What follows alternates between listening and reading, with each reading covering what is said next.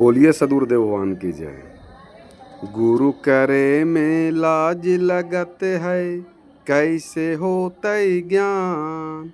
और ऊपर में भगवान खोजत है, खुद मानव भगवान। बोलो भैया राम राम।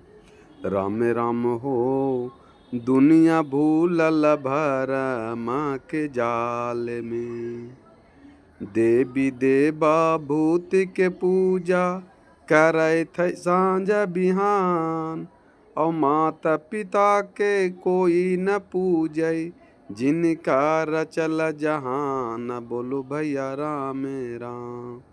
राम राम हो दुनिया भूलल भरम के जाल में।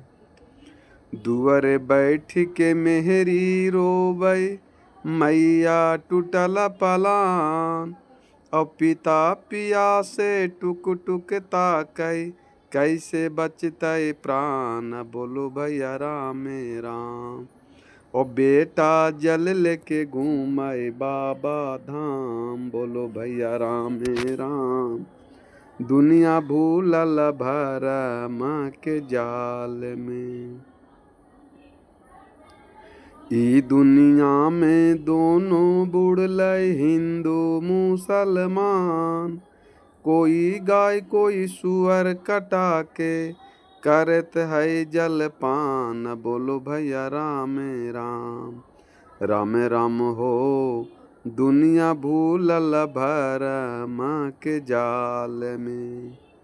चार वेद नौ शास्त्र में भैया, नइखे लिखल बलिदान। तुलसी बतासा पाठा लेके, जाइत है काले स्थान। बोलो भैया राम राम। राम राम हो दुनिया भूलल भरम के जाल में। दुनिया भूलल भरम के जाल में। बोलिए सदगुरुदेव भगवान की जय। देखिए, धरती पर मनुष्य से बड़ा कोई भगवान नहीं है, और मनुष्य से बड़ा कोई शैतान नहीं है। मनुष्य के जब चेतना जग जाता है, तो वो मनुष्य इंसान बन जाता है, भगवान बन जाता है। लेकिन मनुष्य का चेतना सोया हुआ रहता है, विवेक ज्ञान बुद्धि जब सोया हुआ रहता है, तो रावण कंस दुर्योधन बना रहता है। और माता पिता को दुख देते हैं, दर्द देते हैं, उनको भोजन नहीं देते हैं, टाइम पर पानी नहीं देते हैं, लेकिन बाबा धाम जा कर के पानी पिला रहे हैं। तो अगर वहाँ भोले बाबा होंगे भी बैठा, तो कहेंगे कि जो तुमको माँ 9 महीना गर्भ में रखा, जन्म दिया, पोस पाल के बड़ा किया, तुम्हारे पिताजी तुम्हारे लिए गर्मी धूप बर्दाश्त किया, ठठा, और तुमको भोजन भात कपड़ा लता पढ़ाई लिखाई दिया, पोस पाल के 25 साल बड़ा किया।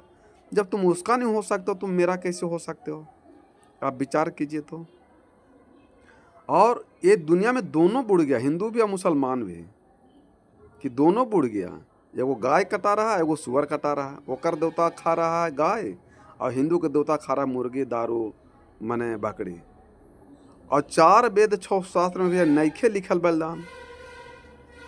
और यहाँ तुलसी पाठा लेकर के जा रहा है काली स्थान पूजा पाठ बलि देने के लिए, कि हमारे बाबू के ज़िंदगी अरोग रहे, हमारे बाबू की कुछ हो नहीं। तो आप अपना बाबू के बच्चा को बचाने के लिए दूसरा के बाबू के जान ले लीजिएगा? हैं?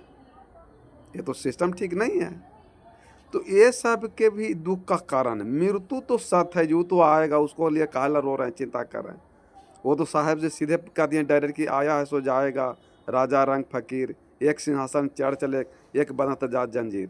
यहाँ राजा को भी मरना है, रंग को भी मरना है, फकीर को भी मरना है, साधु को भी मरना है, पूरे संसार को एक दिन मरना है। लेकिन जो अपने आत्मा को सारे विषय वासना से मुक्त कर दिया, उसकी मृत्यु नहीं होती है, उसकी आवागमन से मुक्त हो जाता है, समाप्त होता, छूट जाता है। इस शरीर मरता है, इस शरीर की मृत्यु होती है, आत्मा की मृत्यु नहीं होती। आत्मा को अगर आप सारे विषय वासना से मुक्त कर देते हैं, तो ये आत्मा जो है आपको परमात्मा के देश में चले जाएंगे, फिर इसका आवागमन से छुट्टी हो जाएगा, फिर ये माँ के गर्भ में ये आत्मा नहीं आता है। ऐसा सदगुरु कबीर साहब कहते हैं, और शास्त्र वेद भी कहता है। इसलिए आप अपने आत्मा को विषय वासना मुक्त कर दीजिए। जैसे मान लीजिए कि चावल और धान है, तो चावल धान को अगर खेत में छींट दीजिएगा तो जलम जाएगा, और उसे कितना धान आपको हो जाएगा। लेकिन उसी धान को अगर आप इसोर दीजिए, मिल में कुटा दीजिए और चावल बना दीजिए, उसको ऊपर से जितना भूसी है उसको समाप्त कर दीजिए, तो चावल खेत में जलमेगा नहीं। तो इससे साफ जाहिर पता चलता है कि जब मनुष्य अपने विषय वासना हृदय पर से सब साफ कर देता है तो उसका जन्म मरण छूट जाता है। लेकिन ये आदमी को अब किसी को भरम है कि सब झूठ बात है, तो भरम है उसके लिए कोई उपाय नहीं है। आप रहिए भरम में, चाहे सत्य को सत्य मानिए या झूठे को सत्य मानिए या बलि को ही सत्य मानिए। आपको लगता है कि राम शिव दुर्गा देवी मांसे मुर्गा खाते हैं तो मानते रहिए, कोई आपको मना करे वाला नहीं है। लेकिन जो साधु संत महात्मा के बात नहीं मानते हैं तो फिर वो परमात्मा के लात खाना पड़ता है, उसको फिर कोई बचा नहीं सकता है। और जिसका सिर माता पिता गुरु के सर में झुक जाता है उसका सिर कहीं झुकता नहीं है। मृत्यु तो अटल सत्य है, उसको कौन रोक सकता, वो तो सत्य है जी। उमा कहूँ मैं अनुभव अपना, सत्य हरि भजन जगत सब सपना। शंकर भगवान कहते हैं कि उमा कहूँ मैं अनुभव अपना। अनु मन क्या होता है, अनुभव माने क्या होता है? अनु मतलब प्रयोग करना और भाव माने पीछे। जैसे मान लो आपको खाना दिए खाने के लिए, तो बिना खाना खाए हुए बता सकते हैं कि कैसा स्वाद है, मीठा है कि खट्टा है कि तीता है। लेकिन उसी को खाना को आप खाते हैं तो आप बताते हैं कि तीता है कि नूनगर है कि मीठा है। तो अनु माने प्रयोग करना और भाव माने पीछे। खाना खाने के बाद जो आपको अनुभव होता है वही आप बताते हैं। उसी प्रकार ज्ञान ध्यान साधना करने के उपरांत जो आपको अनुभव होता या ऋषि मुनि संत के अनुभव होता वही अनुभव बताते हैं। कि अनु माने प्रयोग करना, भाव माने पीछे। तो अनुभव तो प्रयोग करने के बाद पता चलता है कि संसार झूठा है और एक हरि का भजन भक्ति सत्संग ही सत्य है। हरि माने साधु संत महात्मा होते हैं, सदगुरु होते हैं। हरि माने ब्रह्मा विष्णु महेश नहीं होते हैं। वो माने बहुत सा समझ जाते हैं कि हरि माने विष्णु समझ जाते हैं, नहीं। हरि माने साधु संत महात्मा, जिसमें गोस्वामी तुलसी साहब रामायण में कहने की बंद हो गुरु पद कंज, कृपया सिंधु नर रूप हरि, महामोह तम पुंज, जासु बचन रवि करनी कर। कि मैं वैसे गुरु की वंदना करता हूँ जिनकी चरण कमल के फूल के समान हो। तो कमल के फूल से तुलना क्यों किए?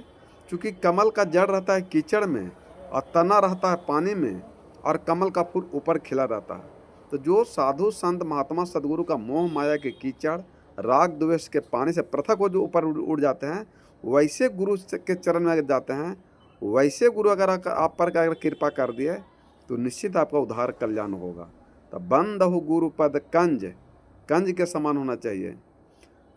और कृपया सिंधु नर रूप हरि, नर के रूप में हरि मिलते हैं। हरि उसे कहते हैं जो दुख को हरते हैं, पीड़ा को हरते हैं, कलह कलेश को हरते हैं, पाप को हरते हैं, उसे हरि कहते हैं।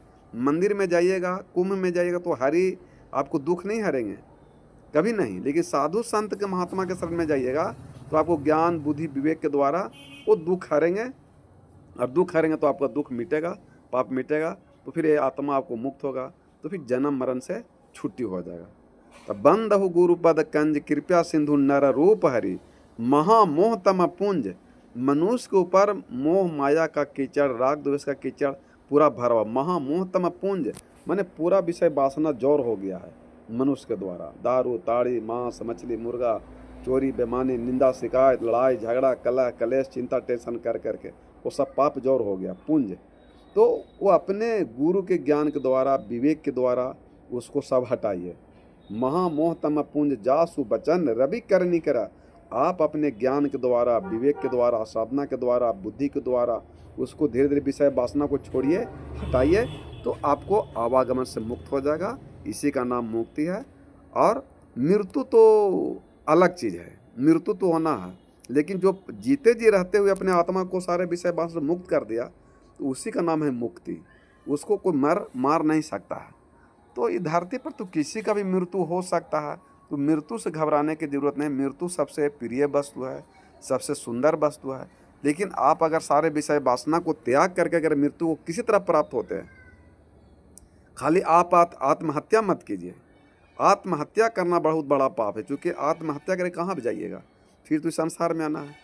दुख पीड़ा तो आपको हमेशा मिलते रहेगा, कलह कलेश चिंता तो मिलते रहेगा। तो आत्महत्या करना पाप है। लेकिन कोई भी साधु संत महात्मा या कोई भी भजन भक्ति सत्संग करते हैं धरती पर कोई भी इंसान, और किसी का आकस्मिक मौत हो जाता है, वो एक्सीडेंट से या ट्रेन से या धक्का से, तो उसमें आपको चिंता करने की ज़रूरत नहीं होता है। इसीलिए कि जैसे कपड़ा को पुराना हो जाता है और दूसरा कपड़ा बदल लेते हैं, उसी प्रकार शरीर को आप पुराना हो गया तो इसको मृत्यु हो गया तो इसको बदल के दूसरा शरीर धारण कर सकते हैं, इसमें घबराने की ज़रूरत नहीं है। लेकिन अगर आप काम, क्रोध, लोभ, मोह को जीत लेते हैं, विषय वासना को त्याग देते हैं, दारू, ताड़ी, मांस, मछली, मुर्गा, चोरी, बेईमानी, निंदा, शिकायत को त्याग देते हैं, तो आपका आवागमन से मुक्त हो जाएगा, मुक्ति हो जाएगा और कल्याण हो जाएगा। बोलिए सद्गुरुदेव भगवान की जय।